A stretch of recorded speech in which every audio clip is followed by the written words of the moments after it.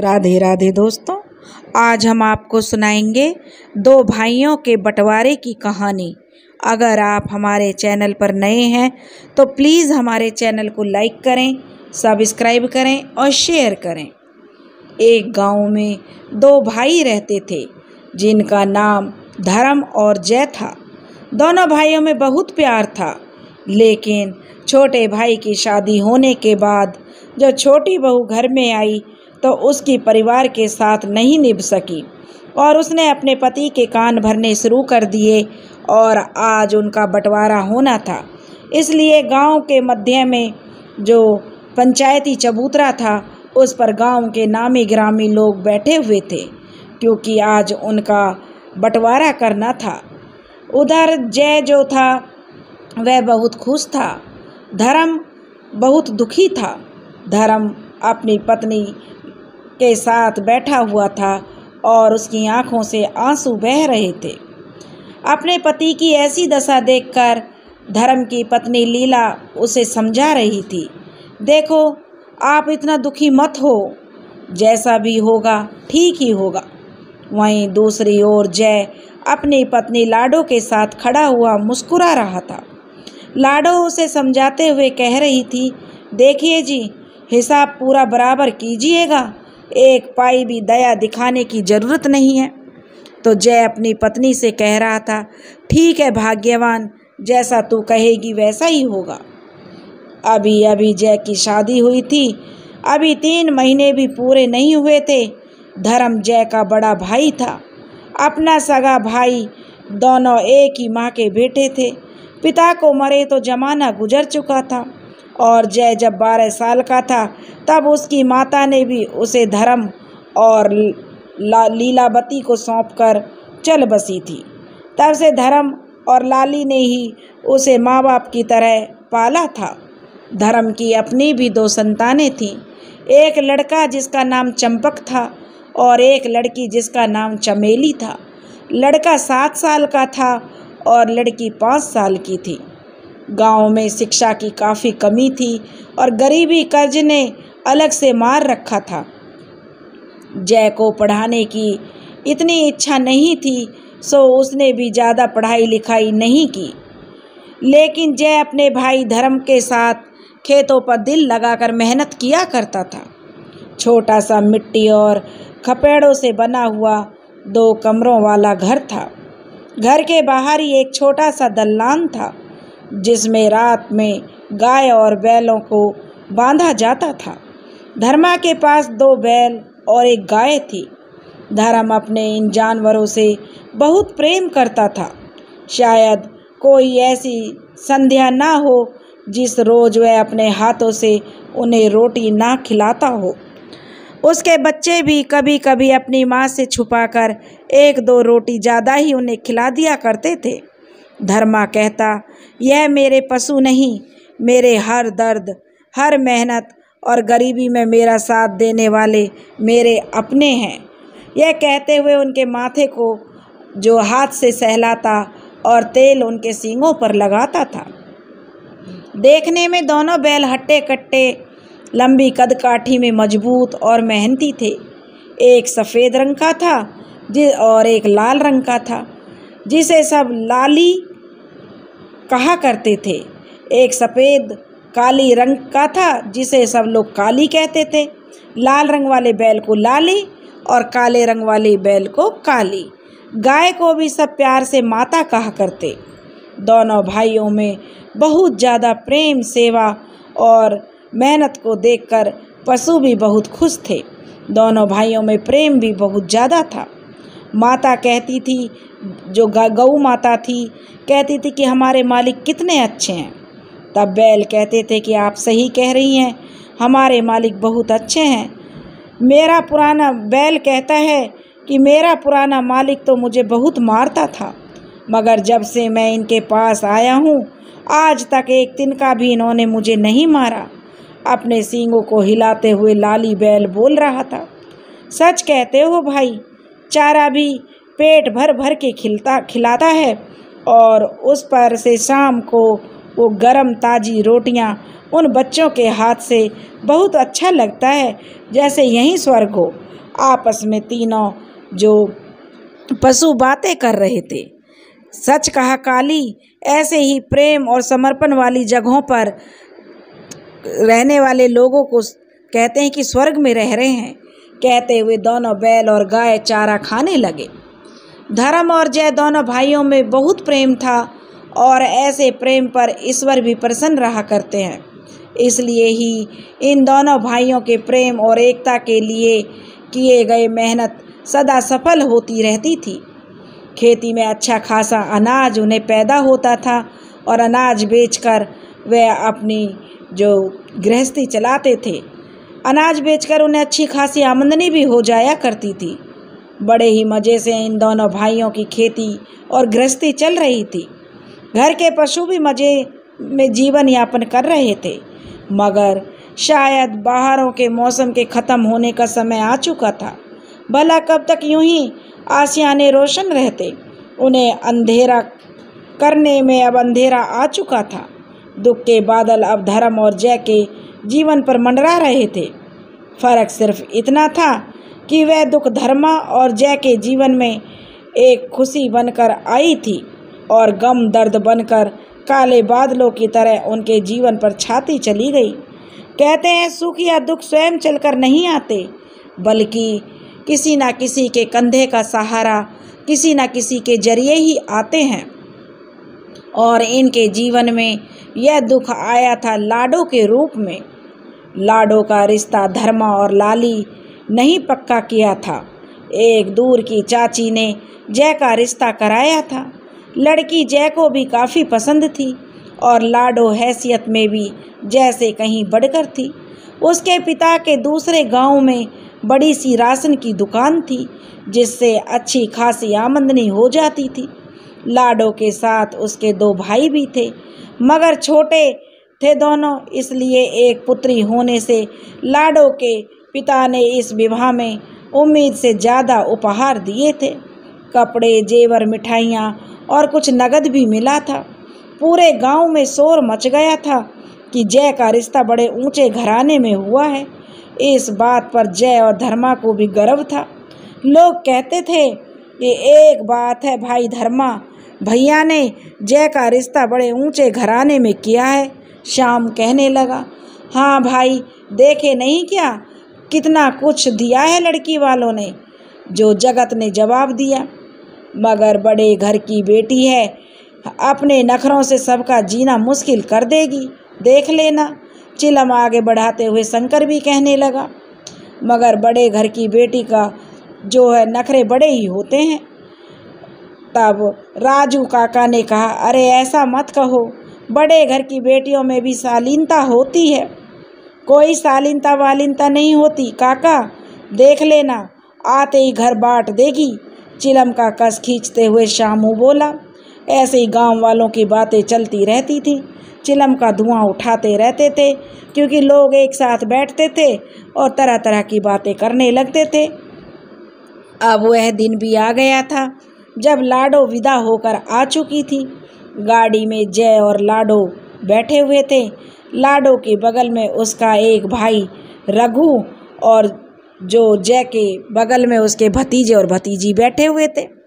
गाड़ी द्वार पर आकर रुक गई। लीला दौड़कर आरती की थाल उठाकर लाई। गांव की ओर से और भी औरतें आ चुकी थीं। गांव के बच्चे पैसे व चॉकलेट लूटने के लिए जमा हो गए थे। जय और लाडो की आरती उतारी गई और उसका घर प्रवेश कराया गया। मुंह दिखाई की रस्म भी पूरी हुई। सभी खुश थे।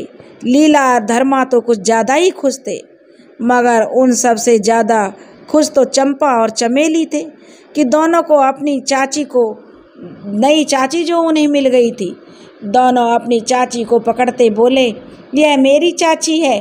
चमेली बोली, नहीं, है मेरी चाची है। बोलते हुए चमेली लाडो के बगल में बैठ गई और उसके एक तरफ रघु बैठा था जो कि उसका छोटा भाई था लाडो का। बच्चे लगातार बोले जा रहे थे, मेरी चाची है, वह कहता मेरी चाची है। लाडो के हिलाते हुए रघु बोला, नहीं, यह मेरी दीदी है। बोलते बोलते चंपक और रघु में झगड़ा हो गया। दोनों एक दूसरे से झगड़ने लगे। चंपक गुस्से में उठा और रघु को मार दिया। रघु जोर जोर से रोने लगा और चिल्लाने लगा। यह देख लाडो ने रघु को अपनी गोद में उठा लिया और गोद में बैठा लिया। अब क्या था, चंपक भी रोने लगा कि मैं भी नई चाची की गोद में बैठूंगा। वह जिद कर रहा था, वह लाडो की गोद में बैठना चाहता था क्योंकि बच्चा था और नई नई चाची आई थी उसकी, और वह उठकर लाडो की गोद में बैठने लगा। तभी लाडो ने उसे जो धक्का दे दिया, वह बच्चा बेचारा नीचे की ओर गिर पड़ा। उसके माथे पर चोट आई।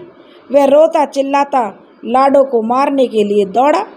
लाडो ने उसका हाथ पकड़कर उसे 2-4 थप्पड़ और जमा दिए और दूसरी ओर धकेल दिया और रघु को जो है कुछ करने लगी।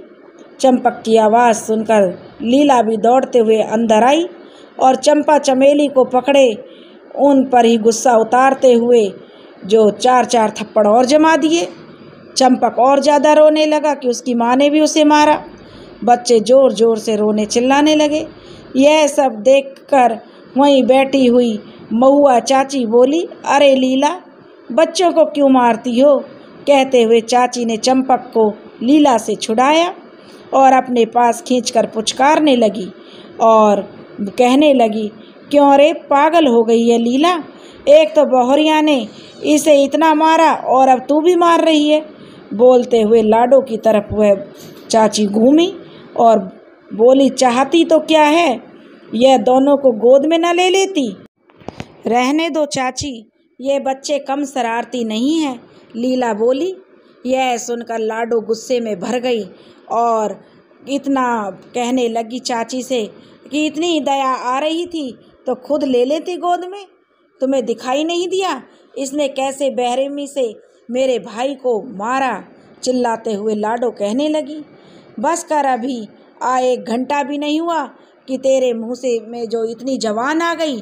कहते हुए वह घर की बाहर की ओर निकली और कहने लगी, देख लेना बहुरिया, बड़ी खतरनाक है। आते ही इस नागिन ने अपना फन फैलाना शुरू कर दिया है। धनिया चाची बोलते हुए बाहर की ओर निकल गई। लीला, बचकर रहना, यही है पैसे का घमंड, देखना कहीं तुम्हारे घर की खुशियों को न डस ले। कहते हुए और औरतें भी आगे की ओर चली गईं। बस करो, बस करो, खुद तो नागिन हो और दूसरे को डंक मारने की बात कहती हो। गुस्से में भरती हुई नई नवेली लाडो बोली। सभी मेहमान चल पड़े। लीला दबे स्वर में बोली, बस कर बहुरिया, और अब कितना बोलेगी?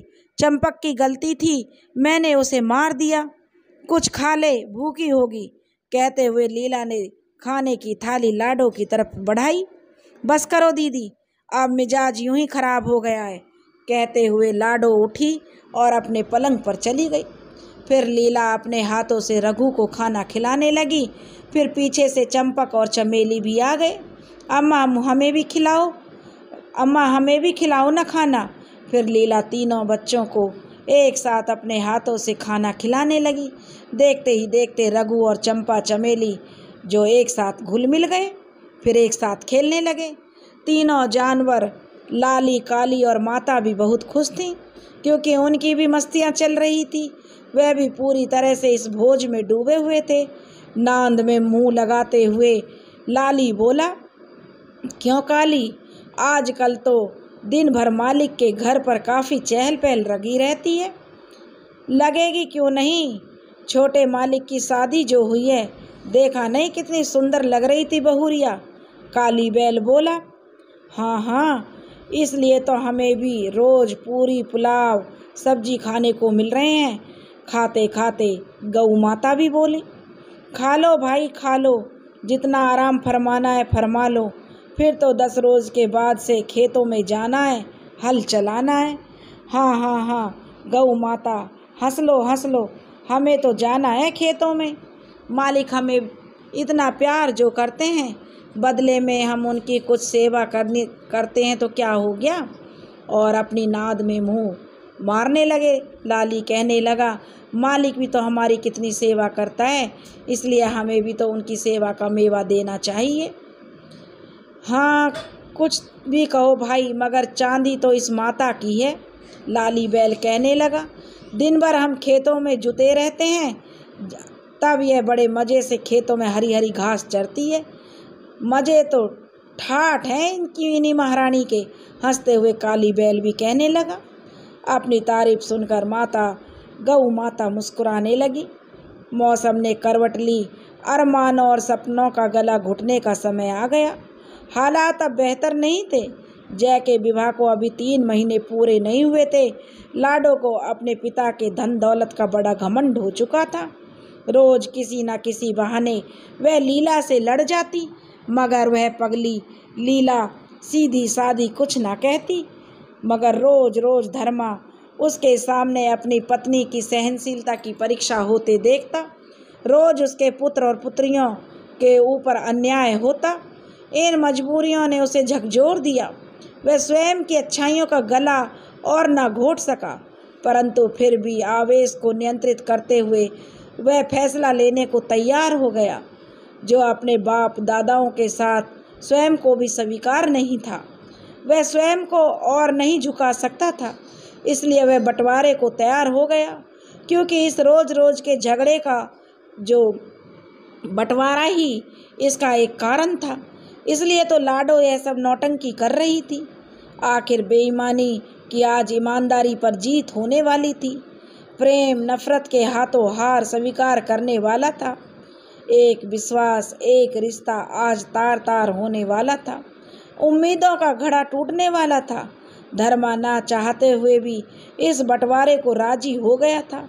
अपने कलेजे को बांटते हुए उसे बड़ा मोह लग रहा था, लेकिन अब उसके पास कोई उपाय नहीं था। वह करता भी तो क्या करता। रोज अपनी आंखों के सामने अपनी पत्नी की बेइज्जत होते हुए देखना, अपने बच्चों को रोते बिलखते देखना अब उससे सहन नहीं हो पा रहा था। इसलिए ना चाह कर भी वह बंटवारे के लिए राजी हो गया।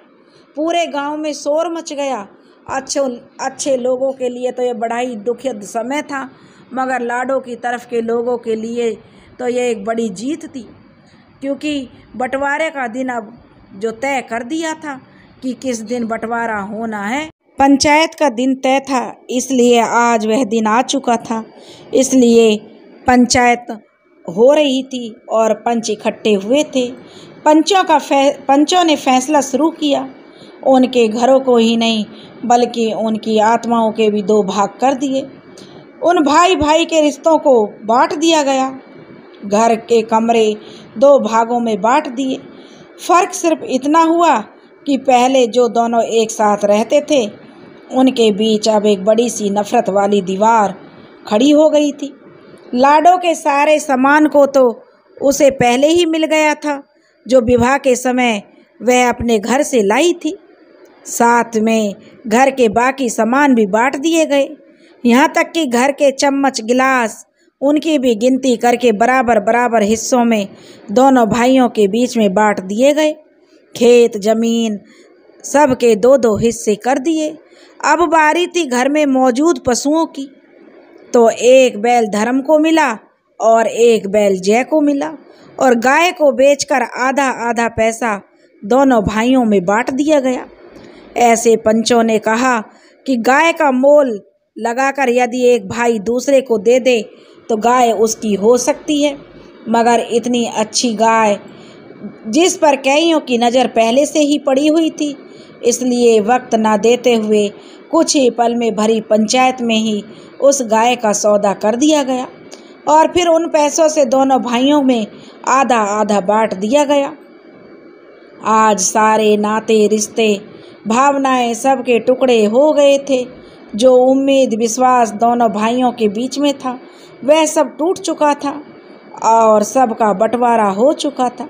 या यूं कहें, जय के हिस्से में जहां बंटवारे की खुशी आई, वहीं धर्म के हिस्से में बंटवारे का गम आया।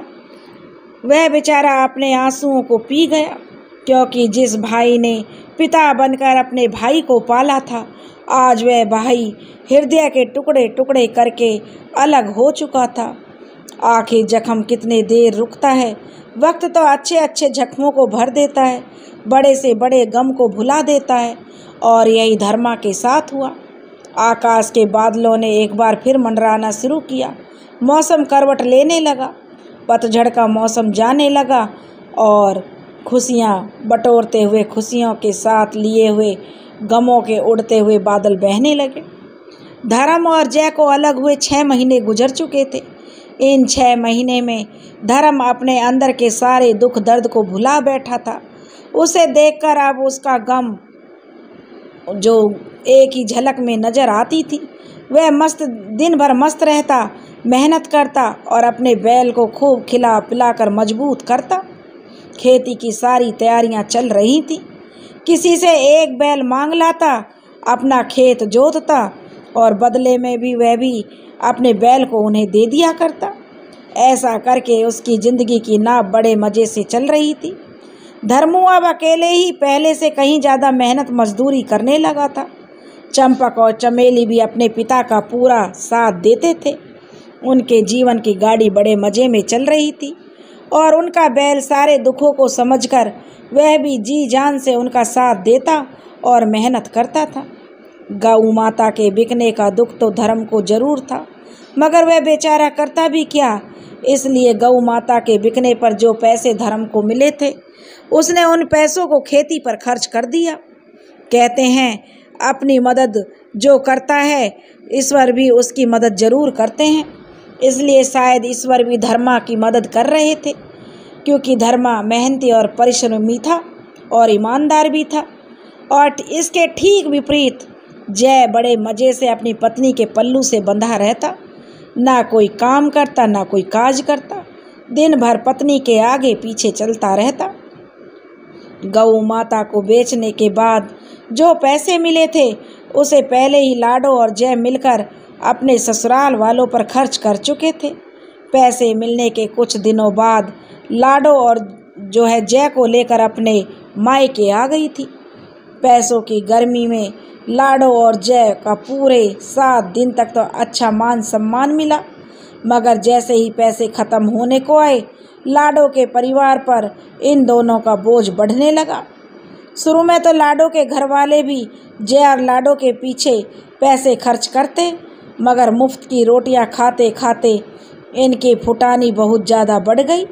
अब धीरे धीरे लाडो और जय लाडो के परिवार पर अब बोझ बनने लगे थे। एक रोज़ बातों बातों में लाडो की माँ ने जैसे कह ही दिया, मेहमान माना अतिथि के आने का दिन नहीं होता, मगर जाने का मुहूर्त तो होता है। मेहमान कहते हैं मेहमान 3 दिन से ज़्यादा अच्छा नहीं होते। हमारे यहाँ एक कहावत है कि पहला दिन पहुना, दूसरे दिन टहूना और तीसरे दिन से कहूना। समझाते हुए लाडो की माँ ने जैसे कह दिया। बातों को समझते हुए जय को देर न लगी और वह लाडो को अपने घर वापस चलने के लिए कहने लगा, मगर अपने पारिवारिक प्रेम और अपने पति का तिरस्कार अपमान भी शायद लाडो को मंजूर था। इसलिए उसने जय को समझाकर कुछ दिन और रहने के लिए जो तैयार कर लिया। मगर सच कोई किसी की फूटी में भला कब तक जो रखता है, कब तक उसका साथ देता है। और आखिर एक रोज़ लाडो कुछ पैसे के लिए अपनी माँ से लड़ बैठी। जय लाडो को लड़ते देखकर अपनी पत्नी के पक्ष में वह भी अपनी सासू माँ से भिड़ गया, जिसका नतीजा यह हुआ, जय और लाडो को उसकी माँ ने हाथ पकड़कर घर से बाहर निकाल दिया और बोली, मेरे दरवाजे पर तुम लोग कभी मत आना। दोनों लड़ते झगड़ते अपने घर जो पहुँच गए। घर पहुँचते ही लाडो ने देखा लाली बैल जो बंटवारे में जय को मिला था, वह अपनी रस्सी को दांतों से काटकर काली के साथ मज़े से खा रहा था। पैसे लेकर दोनों तो मज़े काटने अपने घर चले गए, मगर लाली बैल को तो वे ऐसे ही छोड़कर चले गए थे। उन्हें इसकी तनिक भी चिंता नहीं हुई थी। ऐसे तो धर्मा अक्सर शाम को जब काली के लिए खाना लाता था, तो लाल बैल को उदास एक कोने में पड़ा देखता तो उसे उस पर तरस आ जाता। इसलिए थोड़ा खाना वह उसकी नाद में भी मिला दिया करता, जिससे वह भी हंसी खुशी खा लिया करता। चमेली भी रोज़ अपने हाथों से उन्हें रोटियां खिलाया करती थी। लाली काली को बंटवारे और इस अलगाव का एहसास तो होने लगा था। लाली बैल अक्सर काली से कहता, भाई, आजकल मालिक तुम्हें दोनों समय भोजन देते हैं, जबकि मुझे एक ही समय। मैं स्वस्थ हूँ, फिर भी मालिक तुम्हें काम पर ले जाते हैं, मगर मुझे नहीं, क्यों? काली बैल बोला, अरे भाई, हमारे मालिक अब बट गए हैं। पुराने मालिक ने मुझे रख लिया और उनके भाई के पास तुम चले गए हो, इसलिए अब ऐसा हो रहा है। काली बैल कहने लगा, हाय रे मेरी किस्मत, कहाँ दुष्ट के पल्ले मैं पड़ गया। क्या प्रभु मुझसे कोई गलती हुई? आकाश की ओर देखते हुए लाली बैल ने काली से कहा, फिर नाद में मुंह लगाकर खाने लगा। तभी काली बैल बोला, एक बात तो है भाई, पुराने मालिक जैसा शायद ही कोई मालिक मिलेगा। वह तो बात ठीक है, मगर उनका भाई भी बुरा नहीं है। बुरी तो उसकी पत्नी है, वही तो चुड़ैल है। जब से आई है केवल अशुभ और बुराई ही कर रही है। कलंकनी कहीं की काल जो लाली बैल कहने लगा।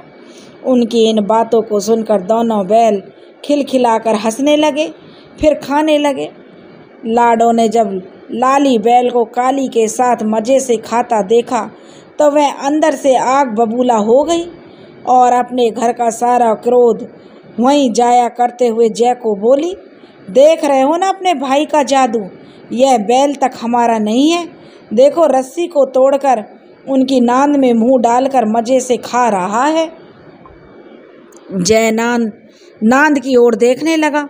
वह गुस्से से आग बबूला पहले ही था, मगर लाडो की बातों को सुनकर वह लाली बैल पर और गुस्सा होने लगा और गुस्सा करते हुए उसने एक बड़ा सा डंडा हाथ में उठा लिया और फिर लाली बैल की तरफ बढ़ा। लाली बैल हड़बड़ा गया, वह भागने की कोशिश करने लगा, मगर तब तक जय ने उसके रस्सी को पकड़ लिया और उसे खूंटे से बांधकर अपना सारा गुस्सा उस पर निकाल दिया और लाठी से उसे बहुत मारा। बेचारा लाली बैल मार खाकर वहीं गिर पड़ा। उसकी आंखों से आंसू आने लगे, वह दर्द से करहाने लगा। फिर जय उसे वहीं छोड़कर लाडो के लिए लेकर अपने घर में अंदर चला गया। उधर लाली दर्द से करहा रहा था और रो रहा था और उसकी यह दशा देखकर काली ने भी अब खाना छोड़ दिया और उसे देखकर रोने लगा। बाद में जब चमेली ने देखा नांद भरा पड़ा है, काली रो रहा है और लाली दूर बंधा रो रहा है, तो वह सारा माजरा अपने पापा धर्मा से जाकर कहने लगी। यह सब सुनकर धर्मा खून के घूंट पी गया और गुस्से में बोला, भाई की तो मति मारी गई है, जो एक निर्दोष बेजुबान लाचार पशु को इतनी बेरहमी से उसने मारा है। फिर धर्मा अपनी पत्नी से बोला, लीला एक काम करो, थोड़ा सा दूध डालकर जो हल्दी डालकर गरम कर दो और लाली बैल को पिला देना। धर्मा की पत्नी बोली, पागल हो गए हो? उसके लिए जय की पत्नी फिर एक ड्रामा कर देगी, इसलिए आप रहने दीजिए, मैं चुपके से चंपक से भिजवा दूंगी। कहते हुए वह अपने काम में लग गई। धर्मा भी अब चुपचाप जाकर अपनी चारपाई पर लेट गया और माथे पर हाथ रखकर सोचने लगा। इधर लीला चूल्हे के पास बैठी रोटियां सेक रही थी। रोटियां पकाते पकाते उसने चंपक को आवाज़ लगाई, बेटा चंपक जरा इधर तो आना। चंपक कहने लगा, माँ बोलो क्या बात है? बेटा चंपक ये रोटियां जरा काली को खिला देना। कहते हुए उसने रोटी चंपक के हाथों में पकड़ा दी। चंपक हाथों में रोटी लिए हंसते खेलते हुए घर से बाहर निकला और काली के पास जाकर उसे खिलाने की कोशिश करने लगा, मगर काली रोटियों को सूंघता और फिर एक नज़र लाली बैल की तरफ देखने लगता, फिर रोने लगता। चंपक उसके माथे को सहलाते हुए बोला, खा लो काली खा लो, माँ ने तुम्हारे लिए गर्मा गर्म रोटी भिजवाई है। मगर काली लगातार लाली बैल की ओर देखे जा रहा था और रोए हुए जा रहा था। फिर वह अपनी जीभ से चंपक को चाटने लगा, जैसे कह रहा हो कि मुझे नहीं, ये रोटी मेरे भाई लाली को खिला दो। बेचारा बहुत भूखा है और आज उसे मार भी बहुत लगी है। बेचारे को बहुत दर्द हो रहा होगा। काफ़ी देर चंपक काली को रोटी खिलाने का प्रयास करता रहा, मगर काली मुंह फेर जब भी वह रोटी खिलाता तो काली मुंह फेर लेता। तभी चंपक ने लाली की ओर देखा, जो लगातार मायूसी भरी नज़रों से चंपक को देख रहा था और दर्द से कराह रहा था, जैसे वह चंपक से कह रहा हो कि मुझसे ऐसी क्या गलती हो गई जो मुझे इतनी बड़ी सज़ा मिली। चंपक ने चुराती हुई नज़रों से इधर उधर देखा। अभी उसके चाचा चाची कोई उसे दिखाई नहीं दे रहे थे। वह चुपके से दौड़ते हुए काली बैल के पास पहुंच गया और उसे रोटियां खिलाने लगा, मगर काली उस रोटियों को खाने के बजाय चंपक को चाटने और चूमने लगा और लगातार अपने आँखों से आंसू बहाने लगा। वह रो रहा था। चंपक को उस पर बड़ी दया आई। वह उसके माथे को सहलाने लगा और बोला, तुम बिल्कुल भी चिंता ना करो लाली, मैं पापा से बात करूँगा, तुम बिल्कुल भी मत घबराओ और मत डरो। लो, माँ ने रोटियाँ दी हैं, खा लो। कहते हुए चंपक उसे रोटियाँ खिलाने लगा। इतने प्यार भरे शब्दों को सुनकर लाली से रहा न गया। वह रोते हुए आंसू बहाते हुए चंपक के हाथों को चाटते हुए रोटियां खाने लगा। यह देखकर चंपक के चेहरे पर मुस्कुराहट दौड़ गई। साथ में काली भी अब हल्की मुस्कुराहट जो उसके चेहरे पर आ गई, मगर लाली अपने दर्द से कराहते हुए लगातार रोता जा रहा था। रोटियां खिलाने के बाद चंपक दौड़कर अपने घर आया और अपने पापा से बोला, पापा कुछ कीजिए, आज लाली बैल बहुत रो रहा है, उसे बहुत दर्द हो रहा है। चाचा ने कितनी बुरी तरीके से उसे मारा है, कुछ तो कीजिए पापा, कुछ कीजिए। कहते हुए वह अपने पापा का हाथ पकड़कर हिलाने लगा। धर्मा ने अपने माथे पर से हाथ हटाया और बोला, बेटा मैं कुछ नहीं कर सकता, यदि मैंने कुछ किया भी तो तेरा चाचा उस लाली बैल को और मारेगा और यह मैं देख नहीं सकता। कहते हुए धर्मा रोने लगा। रोते हुए अपनी पत्नी लीला से बोला, चंपक जब 1 साल का था, जब मैं लाली और काली को अपने साथ लेकर इस घर में आया था, उन दोनों को हमेशा अपने बच्चे की तरह मैंने पाला और उनकी सेवा की। उन्होंने भी अपनी सेवा में कोई कमी नहीं की। मुझसे ज़्यादा मेरे खेतों को जोतने की चिंता तो मेरे इन दोनों बैलों को रहती थी। बेचारे सुबह सुबह ही आवाज़ देने लगते थे, जैसे कह रहे हों, चलो खेत जोतने का समय हो गया है। जहाँ सारे बैल कुछ जोत कर ही थक जाया करते थे, वहीं मेरे दोनों लाली और काली बैल जब तक पूरा खेत ना जुत जाए पानी तक नहीं पीते थे। इतने ईमानदार और मेहनती मेरे दोनों बैल, यह मेरे दोनों बैल मेरे बच्चों से कम नहीं थे, मगर आज समय और परिस्थिति ने मेरे दोनों बच्चों को अलग कर दिया। आज जय ने सिर्फ लाली को नहीं मारा, बल्कि उसने मेरे बच्चे को मारा है। मन तो कर रहा है मैं जय को घर से खींचकर उसमें 2 चांटे लगा दूं, मगर मजबूरियां यहाँ भी हाथ बांध देती हैं, क्या करूं। कहते हुए धर्मा जोर जोर से रोने लगा। धर्मा को रोते देखकर लीला रोटियां बनाना छोड़कर उठी और धर्मा के आंसू पोंछते हुए बोली, मैं जानती हूँ जी, दोनों बैल सिर्फ बैल नहीं, हमारे परिवार के हिस्से थे, हमारे बच्चे जैसे थे, मगर समय के आगे किसका जोर चलता है और हम भी क्या कर सकते हैं। आप रोना बंद कर दीजिए, मैं अभी दूध और हल्दी बनाकर लाली बैल के लिए भिजवाती हूँ। कहते हुए वह एक बाल्टी में दूध और पानी और हल्दी मिलाने लगी। सबको मिला देने के बाद लीला ने धर्मा से कहा, अजी सुनते हो, दूध और हल्दी मैंने तैयार कर दी है, जाइए चुपके से लाली बैल को पिला दीजिए। ध्यान दीजिएगा लेकिन कहीं जय और उसकी पत्नी देख ना लें, नहीं तो एक और ड्रामा शुरू हो जाएगा और हमारे झगड़े की सज़ा बेचारे उन बेजुबानों को मिलेगी। कहते हुए उसने चारपाई के सामने उस दूध हल्दी से भरी बाल्टी को रख दिया। धर्मा चारपाई से उठा, अपने आंसुओं को पोंछते हुए वह बाल्टी लिए बाहर की ओर निकलने लगा। उसने देखा जय के घर के दरवाजे बंद हैं। वह चुपके से बाल्टी को उठाकर लाली बैल के पास ले जाकर रखाया। लाली ने जैसे ही धर्मा को देखा, वह अपने दर्द को भूलते हुए उठकर खड़ा हो गया।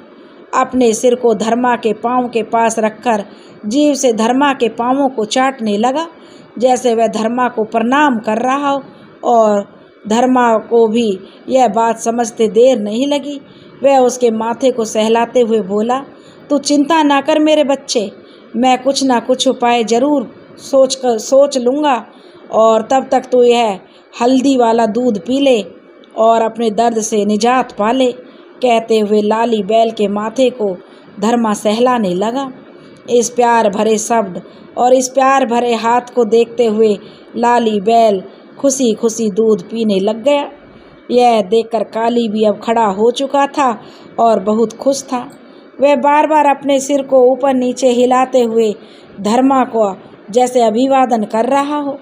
धर्मा भी मुस्कुराते हुए उसकी तरफ देखा और बोला, हाँ मेरे बच्चे, मैं जानता हूँ तेरा भाई आज तकलीफ में है, इसलिए तुझे भी तकलीफ हो रही है, मगर तू चिंता बिल्कुल ना कर। तुम मेरे बच्चे हो और एक पिता अपने बच्चों की तकलीफ कभी भी सहन नहीं कर सकता, मगर मेरी भी कुछ मजबूरियां हैं, इसलिए मैं अभी तक खामोश हूँ, मगर कोई ना कोई रास्ता मैं ज़रूर निकाल लूँगा। मेरे बच्चों, तब तक के लिए तुम अच्छे से रहो और बिल्कुल भी चिंता मत करो। दोनों बैल अब हंसी खुशी जो खड़े हुए थे। लाली हल्दी और दूध पूरी तरह से पी चुका था। धर्मा जल्दी से बाल्टी लिए काली के पास पहुंच गया और उसे सहलाते हुए बोला, खा ले मेरे बच्चे, खा ले, भूखा रहकर क्या करेगा, क्या होगा भूखे रहकर। तेरा भाई दूध पी रहा है, अब जल्दी से वह भी ठीक हो जाएगा और उसे भी दर्द से निजात मिल जाएगी। चिंता न कर, कहते हुए काली बैल के माथे को सहलाने लगा। काली और लाली बैल लगातार अपने सिर को ऊपर नीचे करते हुए धर्मा का अभिवादन किए जा रहे थे और मुस्कुरा रहे थे और अपने तरीके से उन्हें प्रणाम किए जा रहे थे। धर्मा फिर काली के माथे को सहलाते हुए खाली बाल्टी लिए अपने घर में आ गया, क्योंकि हल्दी और दूध जो उसने बैल को पिला दिया था। तब लीला ने पूछा, क्यों जी, हल्दी और दूध पिला दिया लाली बैल को? तब उसने कहा, हाँ चंपक की माँ, पिला दिया। बेचारा दर्द से करहा रहा था, बहुत ही दुखी था, मुझसे तो उसका दुख देखा ही नहीं जाता, क्या करूं, धर्मा कहने लगा। तब लीला ने कहा, हम कर भी क्या सकते हैं, किस्मत में जो लिखा है वही होगा। अब आप ये सब चिंता छोड़िए और लीजिए, रोटियां खा लीजिए। कहते हुए उसने थाली में सजाई हुई रोटी और सब्जी धर्मा की तरफ बढ़ा दी। धर्मा भी धीरे धीरे रोटियां तोड़ते हुए खाने लगा और बोलने लगा, जैसे मेरे लिए चंपक और चमेली हैं, वैसे ही मेरे लिए लाली और काली भी हैं। मेरे बच्चों की तरह ही मैंने अपने बैलों को बहुत प्यार किया है। उधर जय और लाडो के सारे पैसे तो अपने ससुराल वालों पर खर्च हो चुके थे। अब तो घर में पैसे की कुछ भी पैसे नहीं थे, बहुत तंगी आ गई, जिससे घर चल सकता था। घर में बचे कुचे अनाज से 2-4 दिन और कट गए, मगर अब स्थिति बहुत खराब होती जा रही थी। ना तो राशन था घर में और ना ही पैसे बचे थे।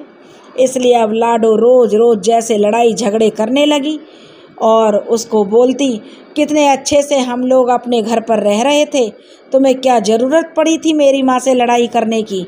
आज तुम्हारी वजह से मेरी माँ ने हम दोनों को घर से निकाल दिया। चिल्लाते हुए लाडो जय पर चिल्ला रही थी। वाह, जय ने कहा, एक तो मैंने तुम्हारे पक्ष में मैं लड़ा और ऊपर से मुझे ही दोषी बता रही हो और मुझ पर ही चिल्ला रही हो। लाडो से जय कहने लगा। तो लाडो ने कहा, किसने कहा था तुम्हें मेरे पक्ष में लड़ने के लिए? अरे वह मेरी माँ थी, मुझे जो चाहे कह लेती, मगर तुम्हें तो बीच में नहीं पड़ना चाहिए था। ना तुम बीच में पड़ते और ना मुझे यहाँ आना पड़ता। कितने मज़े में ज़िंदगी कट रही थी, ना खाना बनाने की चिंता, ना काम काज की चिंता, ना बर्तन मांजने की चिंता। अब लो फिर यहाँ आकर वही दिन शुरू हो गए और अब तो स्थिति ये हो गई है, घर में खाने का अनाज तक भी नहीं है। कहाँ से आएगा घर में खाना?